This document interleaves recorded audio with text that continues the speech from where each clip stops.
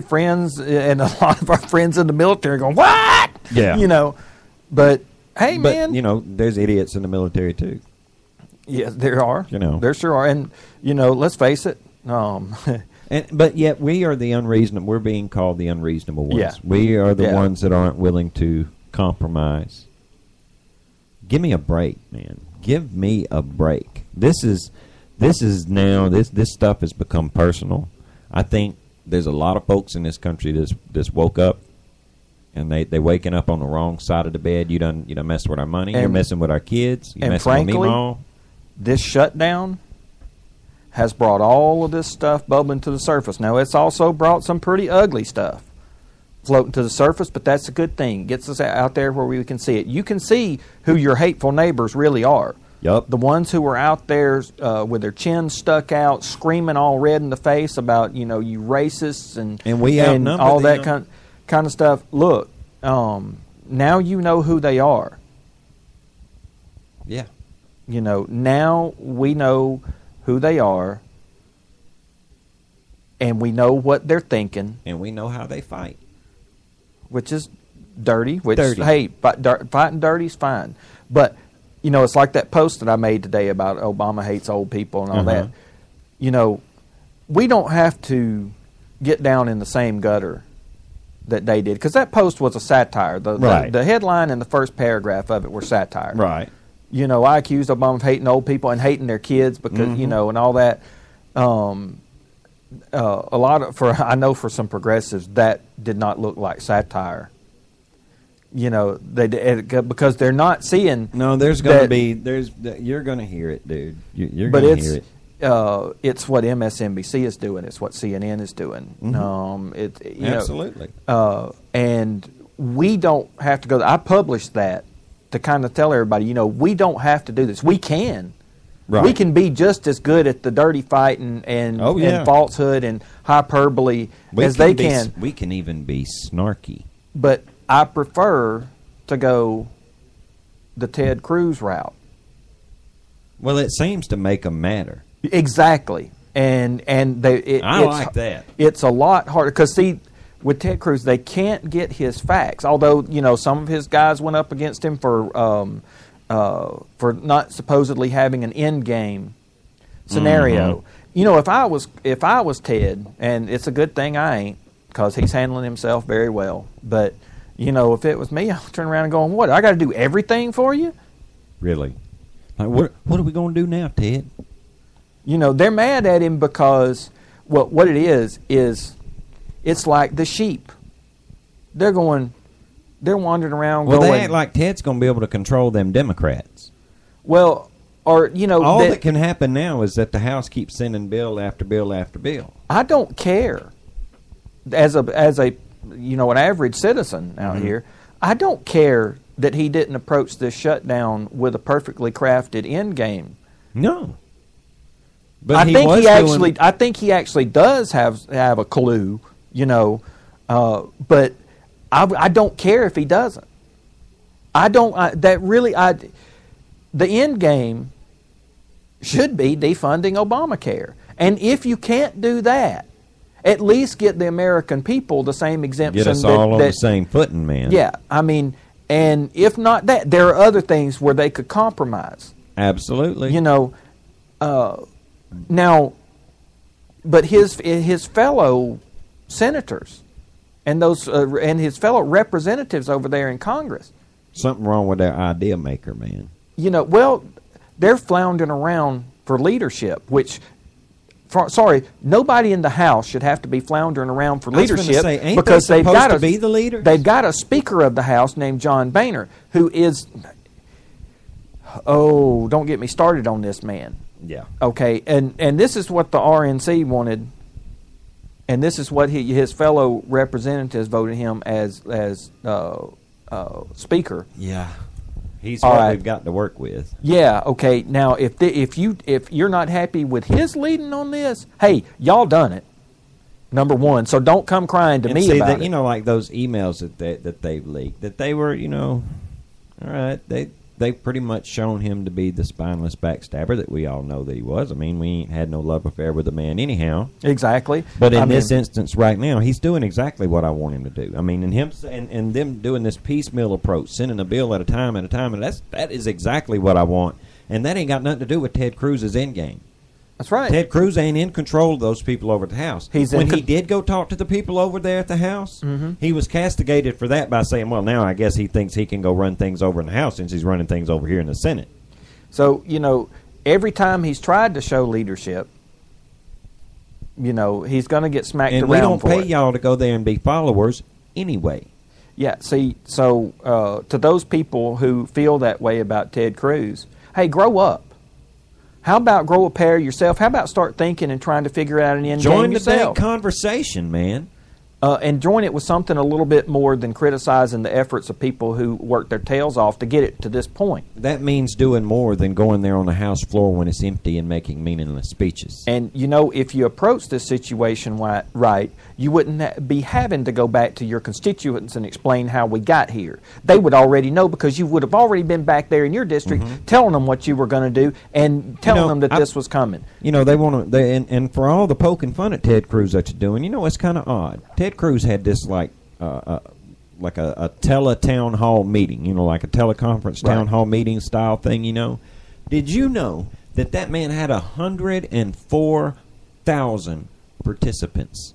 104,000 people tuned in to listen to that. Now, what that tells me there is that when Ted Cruz goes home to talk to his constituents, I'd be willing to bet they ain't as mad at him as you're worried about yours being. Now, if you and him more or less had the same message, or if you were doing what they were telling you to go do all along, you wouldn't have to be worried about going back home to some angry constituents. Yeah, because you would already be doing what they sent you there to do. See, and they wouldn't be unhappy. And as far as worrying about who's going to catch the blame for this shutdown, I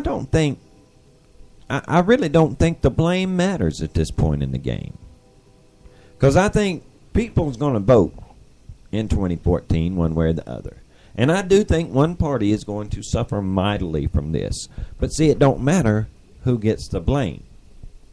Because these things have worked out generally the same every time. And if the Republicans would put out a specific message. I'm also hearing stuff about, is this the death of the Republican Party? You know what? If it is, I don't care. Well, if it is, then it would be the birth of the Tea Party. I mean, either way, it's going to be the birth of... It is the end of the old Republican way of life. I can tell you that. Look, see, the death of the Republican Party isn't necessarily... Who cares? It's not necessarily the death of conservatism. No. The two are not equal. No.